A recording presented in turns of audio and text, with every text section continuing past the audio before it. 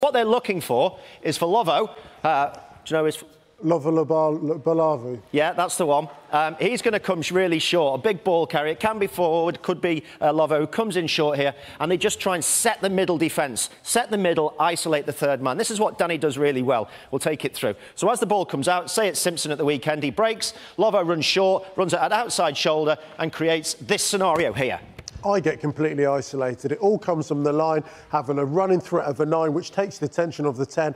And if this line by Gabby is run really well, I'm in a world of pain, especially anywhere in the halfway line where you have your winger who's actually slightly dropped off. So I'd step out, completely attracted by you and also dislocated from my winger. And all Danny would do is he accelerates to you, steps off his right foot, leaves the ball on the shoulder, the winger goes through, winger steps in, draw a pass and score in the corner. Now, Exeter, though, I've seen Wasps do this and they've seen it do it repeatedly. So defensively, where would you go? What would you do?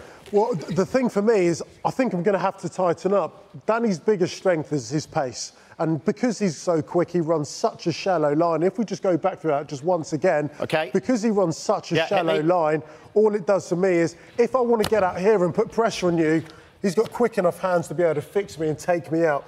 Jimmy Gopperth is a slightly different threat. He might find himself slightly wider, might he not?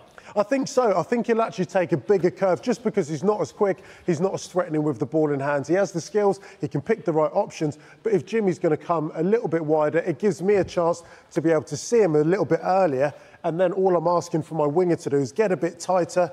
I can push off you, happily knowing that I can get this guy back into the game and hopefully try and cover it off. So use the touchline. Absolutely. But that's all well and good, but if Wasps execute really well, I think Exeter are going to have to do something slightly different with their defensive structure. I think so. For me, as a 13 or playing on the wing, I'll just start a little bit tight. And if we just walk through it, this is exactly what I mean. So I call for my defender to be a little bit tighter, and we've got the pace, we hold the pace now, and we try and implement it onto you. OK, let's go through it at your full pace, but it'll be about 10% for me. So if we go through jogging, that was a joke, by the way, I've only got one leg.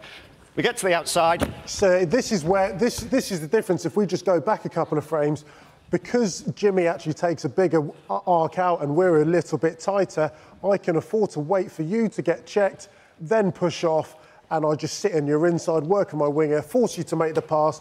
We try and drift and get across in that way.